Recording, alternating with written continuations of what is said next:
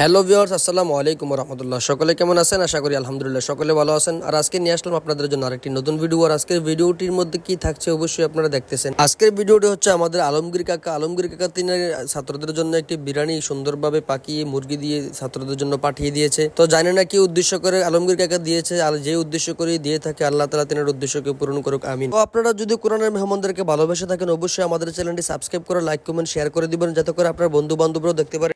আসলে আমরা খুব আনন্দ পাচ্ছি, আমাদের সামনে পবিত্র রমজান মাস, আর রমজান মাসের পূর্বে রয়েছে আমাদের জন্য আরেকটি খুশির সংবাদ। আর খুশির সংবাদটি হলো আগামী 14 ফেব্রুয়ারি রোজ শুক্রবার পবিত্র শবে বরাত। আমাদের প্রিয় নবী সাল্লাল্লাহু আলাইহি সাল্লাম বলেছেন যে ইসলামের দাওয়াত অন্যের কাছে পৌঁছে দিবে তার জন্য জাহান্নামের আগুন হারাম হয়ে যাবে। তো আমি আপনাদের কাছে পৌঁছে দিয়েছি, আপনারা ভিডিওটি শেয়ার করে অন্যজনের কাছে পৌঁছে।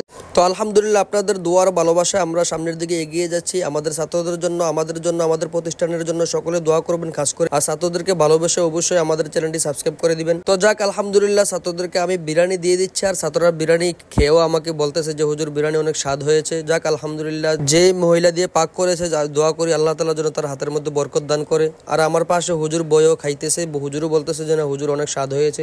আমি বলতেছি যাক আলহামদুলিল্লাহ, যেহেতু ভালোই হয়েছে আপনারা খাইতে থাকুন আর তাদের জন্য দোয়াও করতে থাকুন। তো যাক আলহামদুলিল্লাহ, আপনাদের দোয়ার ভালোবাসা আমরা সামনের দিকে এগিয়ে যাচ্ছি। আর আপনারা হয়তো ভাবতেছেন যে মাদ্রাসার তালেবুল আলেমরা কি দিয়ে খায়, হয়তো বা আলহামদুলিল্লাহ আপনাদের দোয়া ছাত্ররা প্রায় সময় গোস্ত দিয়ে খেয়ে থাকে, অনেক কিছু তাদের জন্য বিরিয়ানির ব্যবস্থাও হয়, খাসি গরু।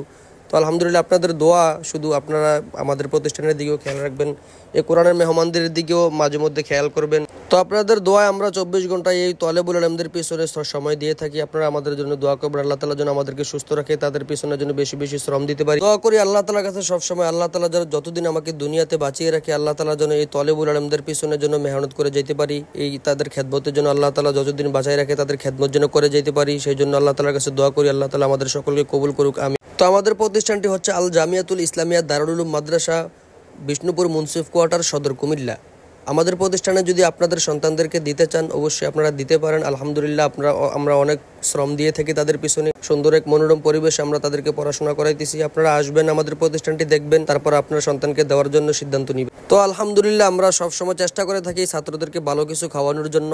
আসলে যারা মাদ্রাসায় পড়াশোনা করতেছে একটু কষ্ট হয়, তারপরেও মাদ্রাসায় পড়াশোনা করতেছে, যারা আল্লাহ তাআলার কোরআন পড়তেছে অবশ্যই তাদের সম্মান আল্লাহ তাআলা অনেক বৃদ্ধি করে দেয়। আল্লাহ তাআলার কোরআনের যত সম্মান, আল্লাহ তাআলার কোরআন যারা পড়তেছে তাদেরও এত সম্মান। তো আপনারা যারা হাফেজ কোরআনদেরকে দেখলে অবহেলা করেন, কোনোদিন তাদেরকে অবহেলা করবেন না, তাদের কাছ থেকে দোয়া নিবেন। আর যদি পারেন কোরআনের হাফেজদেরকে অর্থ দিয়ে সহযোগিতা করতেন, এগুলাও করতে পারেন। এতিম সন্তান ও মাদ্রাসা পড়াশোনা করে তাদেরকে সহযোগিতা করবেন। কোরআনের মেহমানদের পেছনে যদি অর্থ ব্যয় করেন, এই কোরআনের মেহমানদের পেছনে অর্থ ব্যয় করাটা আপনার বিফলে যাবে না, চিরদিন আপনি এটার সওয়াব পেয়ে যাবেন। কোরআন পড়বে আর কোরআনের মর্যাদা, কোরআনের সম্মান, কোরআনের যে সওয়াব আপনি সারা জীবন পাইতে থাকবেন। কোরআনের মেহমানরা তারা কত এই ছোট্ট শিশুকাল থেকে তারা মাদ্রাসায় পড়াশোনা করে, মাদ্রাসায় থাকে, মাদ্রাসায় ঘুমায়, মাদ্রাসায় গোসল করে, মাদ্রাসার খাবার তারা খায়, অথচ তারা বাড়ি থাকলে কত ভালো খাবার খাইতে পারতো।